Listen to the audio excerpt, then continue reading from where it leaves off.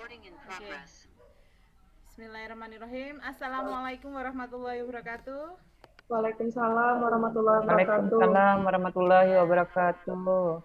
hari ini kita sudah komplit semua ya pesertanya, nggih. Ya, Bu. baik. Sehat semua, nggih, ibu-ibu. Alhamdulillah Sehat, Bu. sehat. Alhamdulillah. Sehat. Alhamdulillah sehat Ibu. Ya, di saat seperti ini itu kesehatan lebih utama. Jadi kita harus jaga imun, jaga iman juga ya. Buat yang sedang kurang enak badan, semoga segera membaik. Amin. Ya, sebelum kita mulai materi kita pada hari ini, kita akan berdoa dulu. Tolong salah satu pimpin doa. Baik, Bu, saya. Oh ya. Ibu-ibu, sebelum kita mulai untuk kegiatan hari ini, marilah kita berdoa bersama-sama menurut agama dan kepercayaan masing-masing. Berdoa mulai.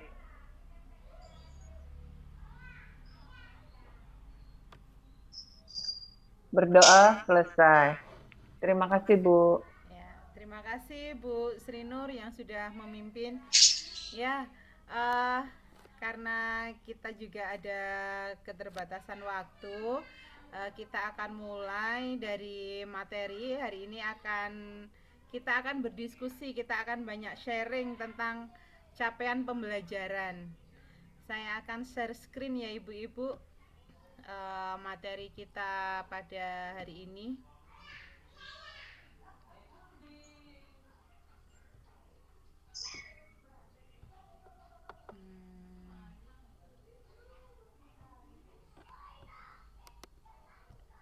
Oke, sudah kelihatan Ibu di layar ibu-ibu semua? Kelihatan, Bu. Kelihatan Ibu.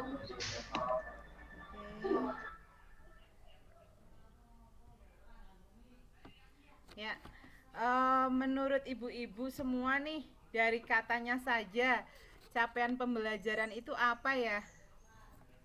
Silahkan. Ibu, mungkin saya bisa mencoba menjawab. Ya, silahkan.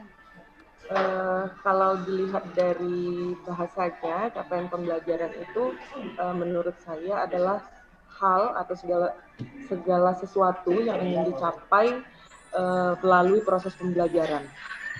Ya, kira-kira apa yang ingin dicapai? Hal-hal apa Ibu berani mungkin ditambahkan? Atau siapa? Silahkan. Kira-kira apa sih yang ingin dicapai gitu? Iya Bu. Kalau saya sih boleh menambahkan. Boleh. Ya, itu yang harus dicapai itu mengenai kompetensi-kompetensi atau keahlian-keahlian yang memang untuk dipelajari pada hari ini atau pada waktu yang telah ditentukan gitu. Ya, oke. Bagus sekali, terima kasih. Kita akan lihat ya. Capaian pembelajaran itu memang suatu alternatif untuk mendeskripsikan kompetensi sehingga bisa untuk mengukur pencapaian siswa. Jadi memang CP, kita sering sebutnya CP ya, capaian pembelajaran itu CP itu memang berfokus pada apa sih yang akan didapatkan siswa nantinya gitu. Apa sih harapannya siswa itu bisa apa. Jadi memang fokusnya itu apa yang diharapkan pada siswa di akhir pembelajaran. Nah ini mungkin dulu sedikit saya tambahkan saja ya Bu. Dulu mungkin kita kenal apa sih itu kompetensi dasar gitu ya, kompetensi inti. Nah, karena di capaian pembelajaran ini dia sudah include ya, sudah disusun secara komprehensif dalam bentuk narasi. Jadi sekumpulan kompetensi dan lingkup materinya. Dari sini ada pertanyaan, Ibu? Aku Bu mau nanya. Iya, silahkan. Tadi Ibu bilang kan ada KIKD ya, kompetensi inti, kompetensi dasar. Nah, aku tuh masih belum mengerti Bu dengan CP gitu. Jadi ada nggak sih kalau tadi Ibu tanya apa yang harus kita capai kan kompetensi ya Bu. Iya. Nah, kalau misalnya di CP atau di kompetensi dasar kompetensi ini sama nggak sih Bu? Sama. Oh, ya ya. Oke, saya paham maksudnya. Sama nggak sih sama KIKD gitu ya? Ya, Oh maksudnya. ya. Oke, jadi kalau dulu kita kenalnya KIKD gitu ya, kompetensi inti, kompetensi dasar. Di situ ada terpisah antara pengetahuan dan keterampilan gitu kan ya Bu ya. Nah, Ya, sekarang di sini di CP ini itu, nah ini kita akan di sini. Nah, di CP ini semuanya itu tidak dipisah antara kompetensi apa pengetahuan dan keterampilan itu tidak dipisah, jadi langsung jadi satu. Di situ sudah masuk sehingga ada keterkaitan antara pengetahuan, keterampilan, kompetensi umum itu terlihat jelas utuh dalam satu kesatuan gitu ya. Jadi lebih menggambarkan apa yang ingin dicapai peserta didik di akhir pembelajaran. Nanti di akhir akan saya share sedikit ya contoh CP karena saya boga, nanti akan saya share di situ contoh CP-nya boga. Jadi kalau dulu kita kenal KIKD ada pengetahuan dan keterampilan, kalau di CP ini kita nanti lebih ke yang ada elemen, ada deskripsi CP itu apa, seperti itu. Nah, oke, sebenarnya gini Bu, di CP ini kenapa sih ada CP gitu ya? Karena kita mengacunya ke profil pelajar Pancasila. Di profil pelajar Pancasila itu tujuan utama kita. Jadi supaya lebih mengena itu tidak dipisah antara keterampilan dan pengetahuan. Jadi disesuaikan dengan tujuan untuk mengembangkan dan menguatkan kompetensi dan karakter yang sesuai dengan profil Pancasila. Nah, dari sini sudah ada sedikit gambaran belum apa itu CP Ibu-ibu? Ya, sudah Ibu, sudah. Sudah ya. Sudah Bu. Bisa ditarik kesimpulan nggak apa sih sebenarnya kenapa kita butuh CP gitu?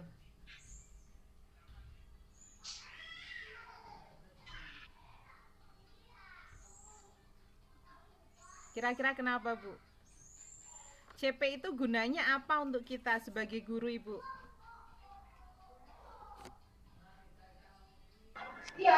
Saya boleh Ibu? Ya, silakan Bu Rani. Jadi pentingnya CP itu adalah Bu Nur Aini ya. Iya betul Ibu, Bu Nur Aini. Keras suaranya. Oh iya mohon maaf. Ya, jadi apa sih fungsinya CP itu? Kalau dari paparan Ibu tadi, saya bisa menangkap bahwa CP ini adalah rencana mengenai tujuan-tujuan gitu ya. Jadi yang harus kita capai. Nah, bisa juga menjadi indikator keberhasilan pembelajaran yang kita lakukan. Jadi apabila capaian pembelajaran ini terpenuhi, artinya pembelajaran kita sukses. Kalau dari saya seperti itu, Ibu. Ya. Oke, mungkin yang lain bisa menambahkan. Bagus ya yang disampaikan Bu Nur Aini. Monggo mungkin dari Bu Mutia atau Bu Sri Nur. Apa sih sebenarnya CP itu untuk apa sih? CP itu untuk guru gitu. Kenapa kita perlu CP itu sebenarnya untuk apa gitu? Aku Bu. Silakan. Kalau menurutku dari segi kata capaian pembelajaran berarti sesuatu yang harus dicapai pada kegiatan pembelajaran. Itu Bu, oleh siswa tentunya. Ya. Terus fungsinya untuk kita apa kira-kira? Sebagai apa? Kalau untuk guru kayaknya itu untuk acuan atau pegangan atau pedoman kita dalam melakukan atau mencapai capaian pembelajaran tersebut sesuai dengan fase-fasenya atau sesuai dengan karakter dan kebutuhan siswa. Ya, oke, bagus sekali Bu Rani. Ya, memang CP ini adalah guidance atau peta ya, peta guidance acuan ya untuk guru. Supaya apa? Supaya pembelajaran itu bisa berjalan dengan baik. Nah, dari CP ini nantinya itu akan kita turunkan lagi menjadi alur-alur tujuan pembelajaran. Nah, di CP itu saya akan sharekan.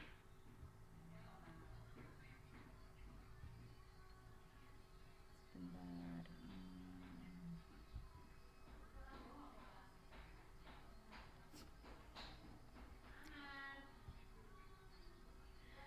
Ya. Komponen-komponen yang ada di CP.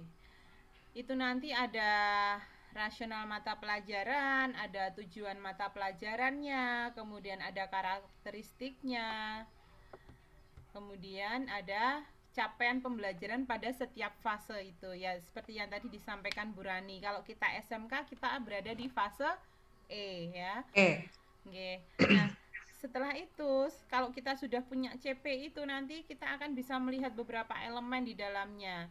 Nah, dari elemen-elemen itu kita akan bisa memilih mana yang lebih dulu akan disampaikan kepada siswa. Sekarang itu kan banyak ya ternyata perubahan-perubahannya, jadi ya mau nggak mau kita harus menyesuaikan gitu. Dari sini ada yang ditanyakan ibu-ibu tentang capaian pembelajaran? Saya Bu. Ya, silakan Bu Sri Nur. Bu, saya ingin tanya, apa beda CP dengan KIKD yang selama ini dicapai? Oke, kira-kira apa nih bedanya CP dan KIKD? Siapa yang bisa membantu menjawab?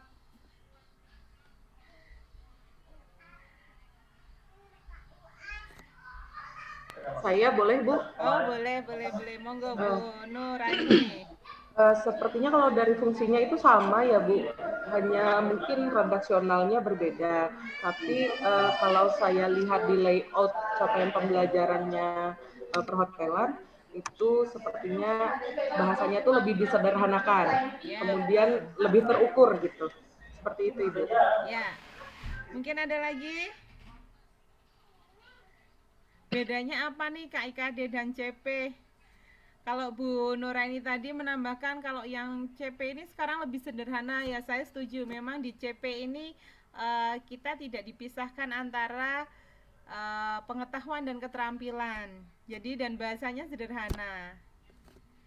Kemudian ada lagi? Oke, jadi memang secara secara apa Bu namanya ya, komponen itu berbeda secara komponennya, tapi pada prinsipnya CP ini sama dengan KIKD. Dulu kita guidance-nya atau arahannya kita memakai KIKD. Nah, sekarang kita ganti nih, kita harus guidance-nya ini dengan CP, dengan capaian pembelajaran. Begitu ibu-ibu, bisa dipahami? Ya Bu. Ya, oke. Kalau bisa dipahami, tugas kita hari ini adalah membreakdown CP menjadi alur tujuan pembelajaran atau sering kita sebut ATP ya. Nanti untuk format tugasnya kita bisa share setelah presentasi kita hari ini. Mungkin itu dulu dari saya. Ya, terima kasih. Assalamualaikum warahmatullahi wabarakatuh. Waalaikumsalam warahmatullahi wabarakatuh.